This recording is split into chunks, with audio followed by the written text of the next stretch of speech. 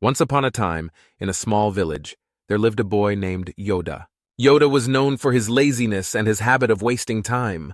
He would spend hours playing with his friends or daydreaming under the trees instead of completing tasks or focusing on his studies. One day, Yodha's grandfather noticed how much time he was wasting and decided to teach him a valuable lesson about the importance of time.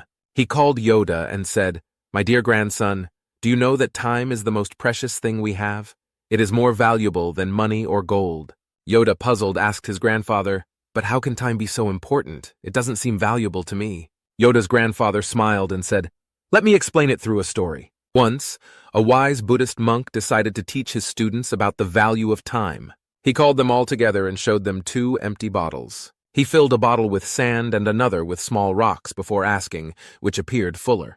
Unknown to the monk's intention, the students indicated the bottle filled with sand as being fuller. The monk smiled and explained that the bottle filled with rocks represented the essential things in life, such as studying, working, and spending time with loved ones. The sand represents distractions and temptations that don't matter. The monk then poured water into both bottles. The water effortlessly flowed around the minor rocks, filling up the spaces in between, while the bottle filled with sand became full quickly, leaving no space for the water to penetrate. The monk asked his students to reflect on this demonstration and understand that if they prioritize the essential things in life, they will always have time for everything.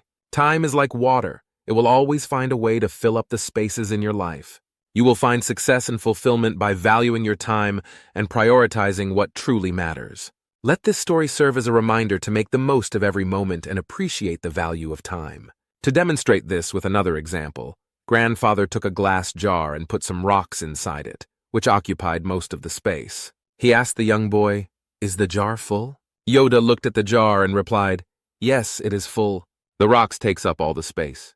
Grandfather smiled and took out a bag of small pebbles. He poured the pebbles into the jar, and they filled the spaces between the rocks. Again he asked, "Is the jar full now?" The young boy hesitated and said, "No, there is still space between the pebbles." Grandfather nodded and took out a bag of sand. He poured the sand into the jar, filling the remaining spaces. He said, "Now the jar is truly full. This jar represents your life. The rocks are the important things, your family, health, and dreams. The pebbles are the other things that matter, your job, your house, your hobbies. The sand represents the less important things, like idly gossiping, endlessly procrastinating, and wasting time on mindless activities. If you first fill your life with sand, you won't have room for the rocks and pebbles." Yodha, you see, time is like a precious seed. If we plant it wisely and nurture it, it will grow into something valuable. But if we waste it, we can never get it back. Yodha listened attentively to his grandfather's life lessons. From that day on, he realized the value of time.